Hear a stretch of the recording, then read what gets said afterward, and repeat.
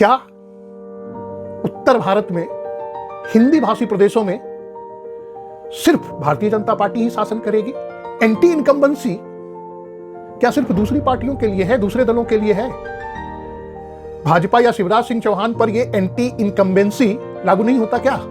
छत्तीसगढ़ के बारे में शायद ही किसी ने यह सोचा होगा कि वहां भारतीय जनता पार्टी वापसी करेगी और इतने जबरदस्त तरीके से वापसी करेगी। तेलंगाना में बीजेपी के कैंडिडेट हैं कटिपल्ली वेंकट रमन रेड्डी।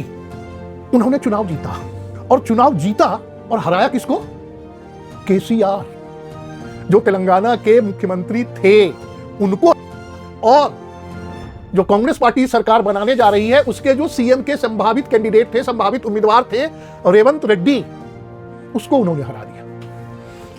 नमस्ते मित्रों, इस नए वीडियो में आप सबों का स्वागत है।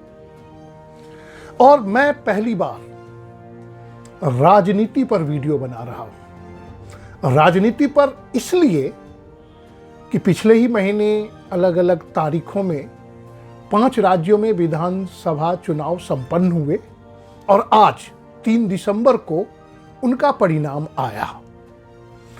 तो जब मीडिया में 5 राज्यों के चुनाव को सेमीफाइनल मान लिया जाए, यानी 2024 के लोकसभा चुनाव के पहले का सेमीफाइनल मान लिया जाए, तो लोकतंत्र है हमारा देश और इस लोकतांत्रिक व्यवस्था में चुनाव एक महत्वपूर्ण चीज है। अभी तक तो पूरे परिणाम आए नहीं हैं, रुझान पूरी तरीके से स्पष्ट है। अंतिम परिणाम आने में थोड़ा बहुत समय लग सकता है और जो नतीजे हैं उनमें 1-2 सीटों का अंतर हो सकता है, इससे ज्यादा नहीं।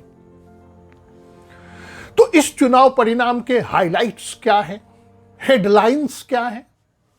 क्या उत्तर भारत में हिंदी भाषी प्रदेशों में सिर्फ भारतीय जनता पार्टी ही शासन करेगी? कांग्रेस पार्टी का पूरी तरह से सफाया हो गया हिंदी पट्टियों से? दूसरा, एंटी इनकम्बेंसी क्या सिर्फ दूसरी पार्टियों के लिए है, दूसरे दलों के लिए है? भाजपा या शिवराज सिंह चौहान पर यह एंटी इनकम्बेंसी लागू नहीं होता क्या? तीसरा, तेलंगाना एक नया नवेला राज्य है। वहां की जो प्रादेशिक पार्टी थी केसीआर की, वो चुनाव हार गई और कांग्रेस पार्टी वहां सत्ता में आती दिख रही है। सत्ता में आना उसका निश्चित है। छत्तीसगढ़ इस पूरे परिणाम का जो मुख्य केंद्र है वो छत्तीसगढ़ है। छत्तीसगढ़ के बारे में शायद ही किसी ने यह सोचा होगा कि वहां भारतीय जनता पार्टी वापसी करेगी और इतने जबरदस्त तरीके से वापसी करेगी। तो छत्तीसगढ़ के परिणाम चौंकाने वाले हैं।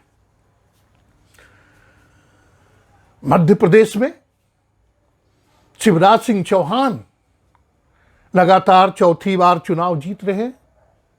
हालांकि पिछला चुनाव वो हार गए थे, लेकिन 1 वर्ष के भीतर उन्होंने फिर सत्ता में वापसी कर ली थी। ज्योतिरादित्य सिंधिया के कारण जो भी है घटना हुई थी, लेकिन वो लगातार सत्ता में बने हुए हैं। तो क्या मध्य प्रदेश गुजरात की राह पर चल पड़ा है? जी हां, गुजरात जहां लगभग 25 वर्षों से या 30 वर्षों से भारतीय जनता पार्टी का लगातार शासन चलता आ रहा है, क्या मध्य प्रदेश में भी वही होगा? और मिजोरम में आज गिनती नहीं हुई। यह भी एक अजीब बात है। रविवार होने के कारण आज वहां गिनती नहीं हुई। उसकी वहां गणना जो है, वोटों की गिनती कल होगी, कल परिणाम आएंगे। तो अब एक एक करके कुछ बिंदुओं पर चर्चा करते हैं। और चूंकि मेरा वादा है आपसे कि मैं कुछ अलग बिंदु रखूंगा, तो सबसे पहले जो सबसे विचित्र घटना है इस चुनाव की, मैं उसी की बात करता हूं। तेलंगाना में बीजेपी के कैंडिडेट हैं कटिपल्ली वेंकट रमन रेड्डी। उन्होंने चुनाव जीता और चुनाव जीता और हराया किसको? केसीआर, जो तेलंगाना के मुख्यमंत्री थे, उनको। और जो कांग्रेस पार्टी सरकार बनाने जा रही है, उसके जो सीएम के संभावित कैंडिडेट थे, संभावित उम्मीदवार थे, रेवंत रेड्डी, उसको उन्होंने हरा दिया।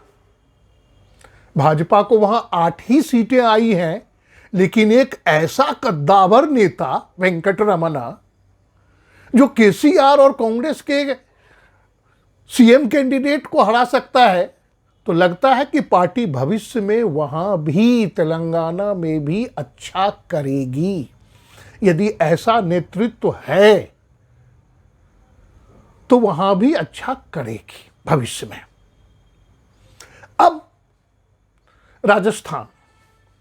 राजस्थान में कांग्रेस पार्टी की सरकार थी, अशोक गहलोत वहां मुख्यमंत्री थे। और राजस्थान में पता नहीं कैसा मुहावरा गढ़ते हैं ये लोग, रोटी बदलती है रोटी उलटती है, अच्छा नहीं लगता। 5 सालों में सरकारें वहां अब तक बदल जाती हैं, फिर बदल गई। हालांकि अशोक गहलोत पूरा जोर लगा रहे थे, लेकिन राजस्थान के बारे में पहले से निश्चित था कि कांग्रेस पार्टी जाएगी, और वो गई, अच्छे से गई। भारतीय जनता पार्टी को राजस्थान में 116 सीटें मिल रही हैं, कांग्रेस को 69। 200 सीटों का राज्य है, लेकिन एक स्थान पर चुनाव नहीं हुआ, 199 पर चुनाव हुए, उसमें 116 सीट्स जीतकर बीजेपी सरकार बना रही है। वहां तो तय था।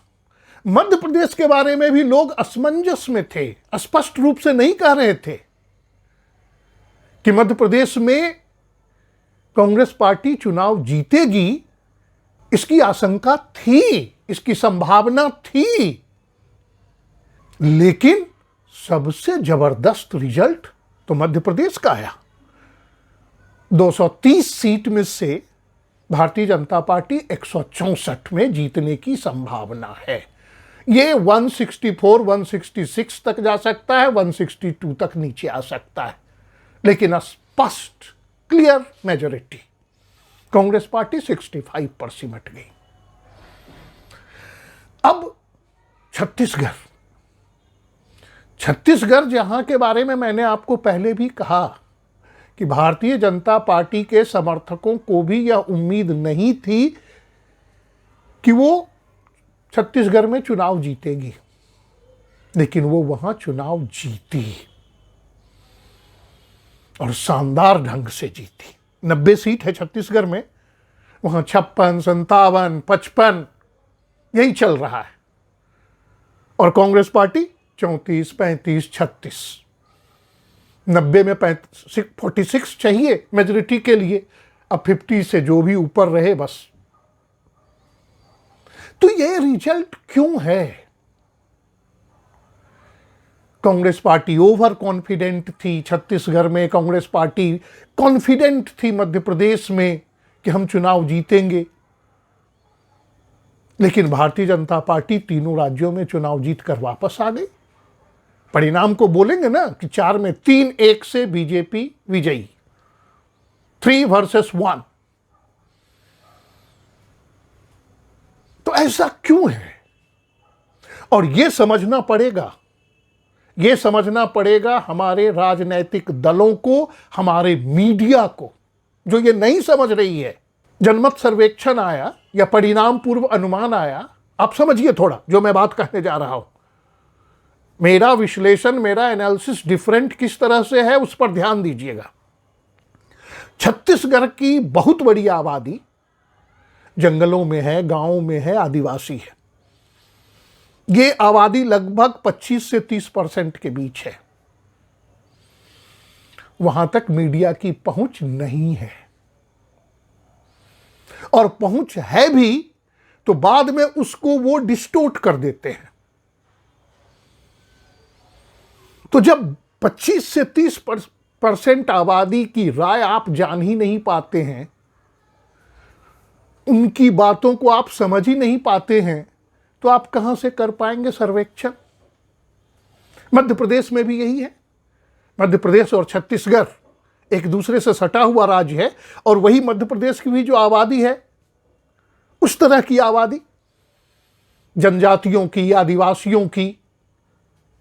तो इन जनजातियों ने, आदिवासियों ने मध्य प्रदेश और छत्तीसगढ़ दोनों राज्यों में खुलकर समर्थन किया भारतीय जनता पार्टी का, और यह शानदार विजय उन्हीं के समर्थन के कारण है।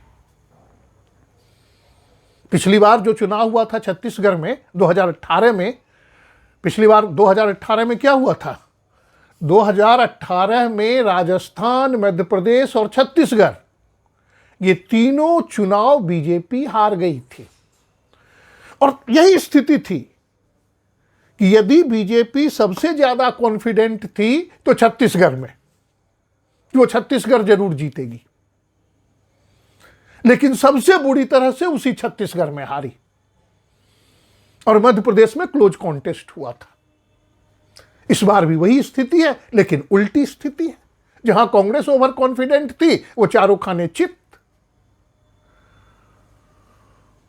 तो भाई ये वोटर्स का मैंडेट है, मतदाताओं का, ये मतदाताओं की पसंद है, भारतीय जनता की, लोगों की पसंद है।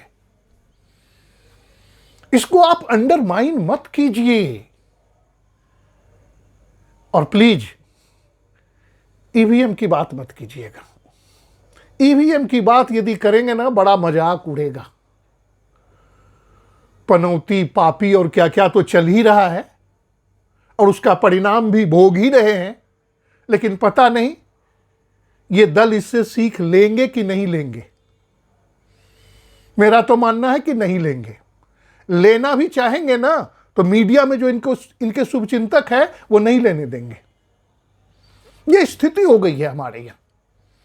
कुछ पत्रकार, कुछ मीडिया हाउसेस, कुछ एलिमेंट्स चुनाव परिणाम से पहले ही हवा बनाने लगते हैं। ये पार्टी जीत रही है, मध्य प्रदेश में तो कांग्रेस आ ही रही है, एक तरफा आ रही है, मामा जी जा रहे हैं, छत्तीसगढ़ में तो बाघेल का कोई कुछ बिगाड़ ही नहीं पाएगा, और अशोक गहलोत भी पूरी तरह से जोर लगा रहे हैं। कल ही मैंने डिबेट सुना टीवी पर, पत्रकार हैं वो, जो महोदय है, नाम नहीं लूंगा मैं, जो महोदय हैं वो 5 राज्य में बीजेपी को हरा रहे थे। आप पत्रकार हैं भाई, किसी राजनीतिक दल के सदस्य भी नहीं है, प्रवक्ता भी नहीं है, और ऐसी राय रखते हैं जो एक साधारण जनता को भी समझ में आता है। तो हमें इन हिंदी क्षेत्रों के मतदाताओं को बेवकूफ या मूर्ख मत समझिए। ये आप ही को बेवकूफ बनाएंगे, आप ही को मूर्ख बनाएंगे। ये सोशल मीडिया का दौर है ना, इस दौर में और इसके पहले के दौर में भी मतदाता काफी सजग हो चुके हैं। अब मध्य प्रदेश में बीजेपी ने एक और बड़ा विचित्र, स्ट्रेंज स्टेप लिया था। मैं इन चीजों से सहमत नहीं हूं, बिल्कुल सहमत नहीं हूं। मैं राजनीतिक सुधारों की बात इस वीडियो में ज्यादा नहीं करना चाहूंगा, उस पर एक अलग वीडियो की आवश्यकता है कि क्या क्या कदम उठाने चाहिए राजनीतिक सुधारों के लिए। लेकिन केंद्रीय मंत्री को, 4, 5, 6 केंद्रीय मंत्रियों को, एमपी को विधानसभा का चुनाव लड़वा दिया बीजेपी ने, और उसी समय से यह मैसेज जाने लगा कि बीजेपी काफी डरी हुई है। लेकिन बीजेपी क्या यह चाल सफल हुआ? अब राजनीतिक सुधार में क्या बोल रहा हूं, ये लोग या तो एमपी रहेंगे या एमएलए रहेंगे। एमपी रहेंगे तो एमएलए का दोबारा चुनाव करवाना पड़ेगा, और एमएलए रहेंगे तो एमपी का दोबारा चुनाव करवाना पड़ेगा। और चुनाव करवाने में खर्च तो होंगे, ये खर्च कौन देगा? वो अपना लग्जरी एंजॉय कर रहे हैं।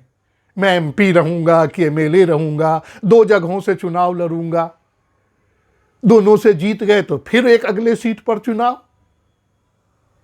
किसके खर्चे पर ये चुनाव होंगे फिर से दोबारा? इन चीजों को समझने की जरूरत है। लेकिन भाई, लोकतंत्र में चुनाव जीतना ही सबसे बड़ी बात होती है। और प्रधानमंत्री मोदी जी तो बोलते हैं ना कि he leaves no stone unturned, मतलब कोई भी दाव, कोई भी मौका छोड़ना नहीं चाहते। यही हुआ। अब विपक्षी दल, जो मुख्य विपक्षी दल है, हाँ, कुछ दिनों से चर्चा चल रही थी इंडी अलायंस, खैर उसकी तो बात भी नहीं हुई। और इंडी अलायंस स्पष्ट रूप से लोकसभा के लिए है। यह विधानसभा के चुनावों में यह सब नहीं चलेगा, यह दिख रहा है। तो यह स्पष्ट रूप से लोकसभा चुनाव के लिए ये लोग कहां सीट का तालमेल करेंगे। और इनका तो एक ही मिशन है, मोदी हराओ, मोदी हटाओ। मोदी हराओ तो किसको जिताओ और मोदी हटाओ तो किसको लाओ, वो सब चीजें तय नहीं है। मतलब एक पूरी तरह से देश में जो एक माहौल है, राजनीतिक माहौल, वो पूरी तरह से विभाजित है। एक वर्ग है, उसको मोदी भक्त, मीडिया तारीफ करे तो गोदी मीडिया। और एक दूसरा वर्ग है, मैंने कहा, एक उदाहरण दिया, को महोदय हैं, टीवी पर हर चैनल पर दिख जाएंगे आपको, हिंदी इंग्लिश सब में बोलते हुए, हर जगह हरा रहे थे बीजेपी को। और आज सुबह से मुंह लटका के बैठे हुए थे टीवी पर। और कारण, वाह, ऐसे सरवाइव करते हैं भाई ये लोग। पहले से सोच के रखे होंगे कि यदि कांग्रेस हारेगी तो क्या क्या कारण गिनाएंगे। सचिन पायलट के कारण चुनाव हार गया, तो कांग्रेस में आपसी खींचतान थी मध्य प्रदेश में, और छत्तीसगढ़ में भूपेल बाघेला ने क्या क्या घोटाले किए, कोयला से लेके गोबर तक, और क्या महादेव गेम ऐप, क्या क्या चीजें हुई, वो सब लिख के रखते होंगे ये लोग। प्रोफेशनल लोग हैं भाई, ऐसे ही उनको जीना है, ये उनकी रोजी रोटी है, कोई शिकायत नहीं है उनसे, अपना काम करें, लेकिन हमें बरगलाने की कोशिश ना करें। जनता सब समझती है और जो उसे ठीक लगती है वही करती है चुनावों में। तो ये वर्डिक्ट है, मैंडेट है वोटर्स का, कॉमन पीपल का, भले ही 40 to 50% लोगों का हो in favour of one party. यही वोटिंग परसेंटेज हम देखेंगे तो यही वोटिंग परसेंटेज देख रहे हैं। 46% है छत्तीसगढ़ में, 48% है मध्य प्रदेश में, राजस्थान में 42, कांग्रेस 39, तेलंगाना में कांग्रेस जो है वो 39 है, बीजेपी को मात्र 13% वोट है। तो आप भी, कांग्रेस पार्टी भी 39% वोट लेकर सरकार बना रही है, बीजेपी भी 46, 48, 42% वोट लेकर सरकार बना रही है। तो इसमें बुराई क्या है? लोकतांत्रिक तरीका तो यही है। तो अब देखिए, मैं एक और बात करता हूं, मेरी अपनी बात, डिफरेंट ओपिनियन। क्या शिवराज सिंह चौहान फिर से मुख्यमंत्री बनेंगे मध्य प्रदेश के? मेरा अनुमान है नहीं, शायद नहीं बनेंगे। फिर राजस्थान में मुख्यमंत्री कौन बनेगी? क्या विजया राजे सिंधिया बनेंगे?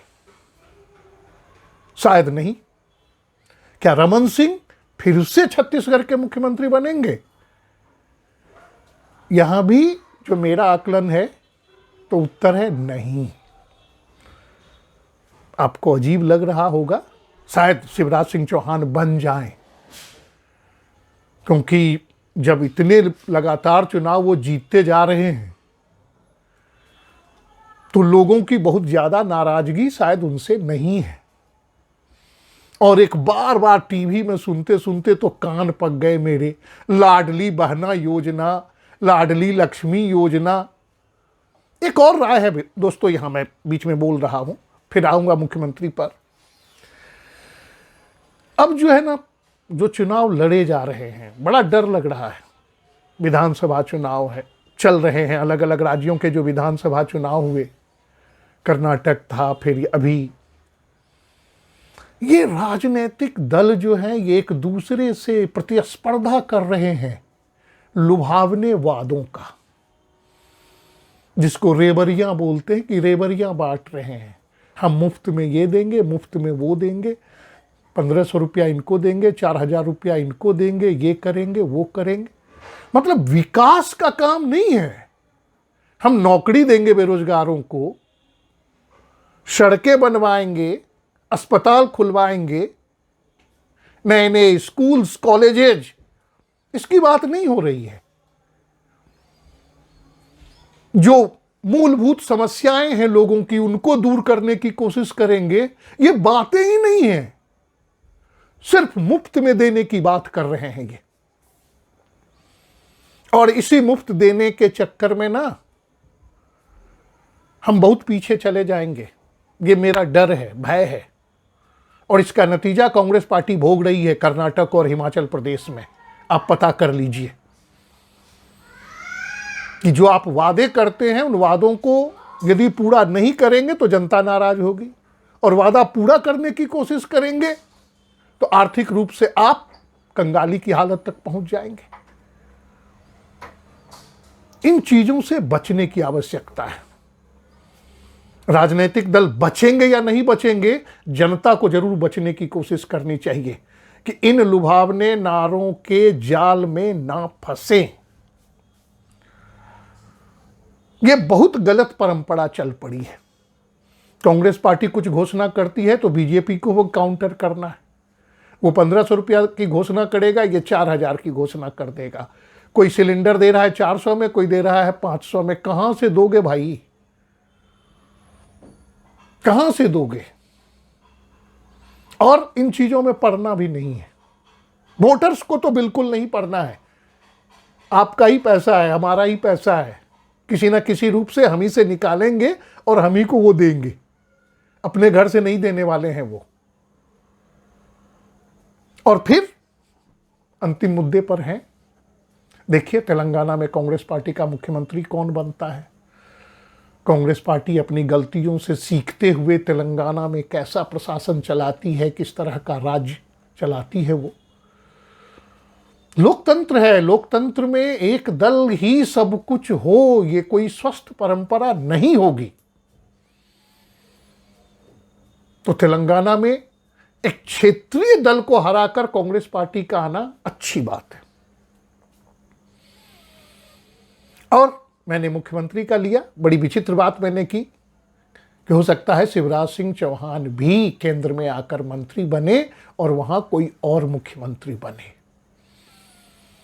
राजस्थान में भी कोई नया चेहरा मुख्यमंत्री के रूप में हो सकता है, और छत्तीसगढ़ में भी। दोस्तों, ये वीडियो आपको कैसा लगा मैसेज कीजिएगा, और यदि अभी तक आपने चैनल को सब्सक्राइब नहीं किया है तो जरूर कर लीजिएगा। धन्यवाद।